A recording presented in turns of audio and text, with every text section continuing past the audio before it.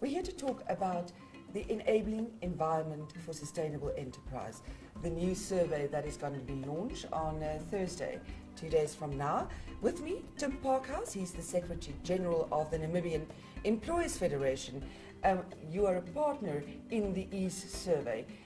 Tim, tell us a little bit about this survey. What is it exactly about, and how is it going to address the situation in Namibia? Well, I'll have to go back in the background there. This originated in 2007 at an ILO discussion. That's the International Labour Organization. And they put this idea on the table of sustainable enterprises. And it's a project which the ILO is running across the world. We're the 9th country in Africa that have managed to do this survey. And this is what we're launching. And it's important to point out that the enabling environment for sustainable enterprises, it's easier to say EESE. That's the abbreviation for it. So, okay. But out of sustainable enterprises come sustainable jobs. And that is what we need in Namibia. That is our aim, together with the ILO.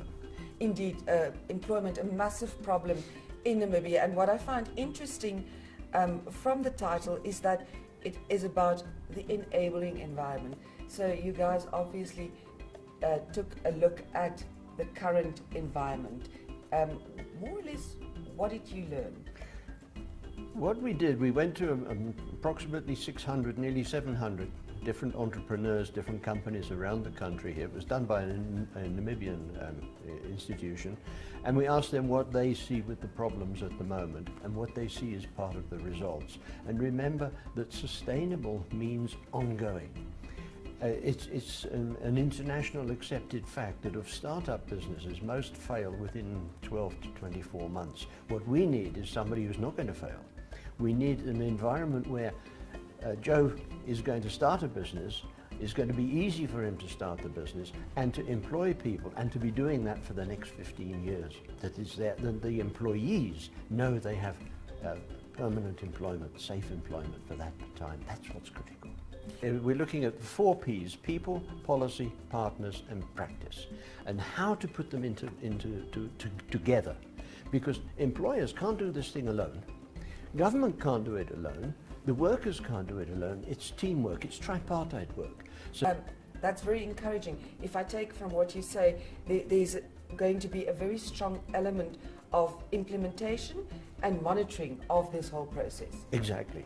We're looking at a full 12-month program after the event of follow-up meetings, actions, what is happening, who's done what, who's going to do what.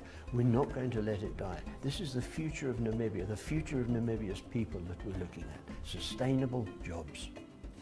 I'm very glad to hear that, because one of the issues in Namibia is, and we widely praised for the fact that we have great plans and great policies, and yet we seldomly get to full implementation of those policies, and then the problems remain on grassroots level. So I'm looking keenly on your implementation, and we will be monitoring you.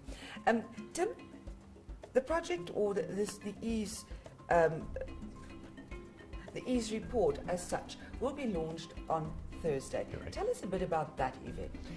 We've got the representatives from the ILO regional office in Harare coming, and from the ILO office in Pretoria.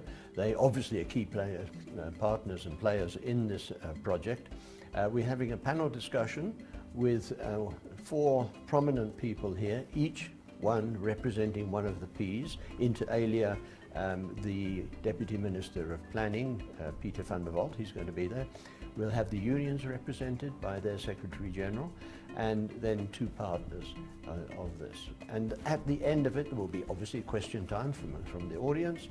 And finally, we're hoping to get somebody from the Office of the President to come and act as a sort of pulling the cords together at the end, and then we'll formally hand over the report, that it will then formally be public property.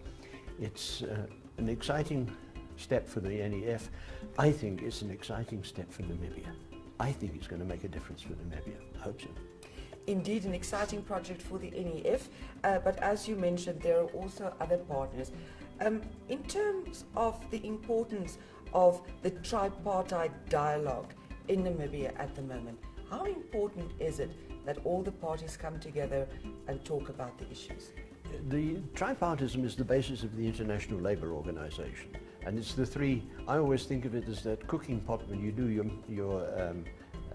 potjie on the fire with 3 legs. If one of those legs collapses, the whole thing collapses. And that's part of the importance of the ILO and in Namibia. We're on good working terms with the NUNW and the other trade unions. We don't always agree, obviously, but we're talking to them, and I'm very happy that they're on board with this project. The other aspect is the government. We have to have government on board because there are problems sometimes with legislation which we need to look at together.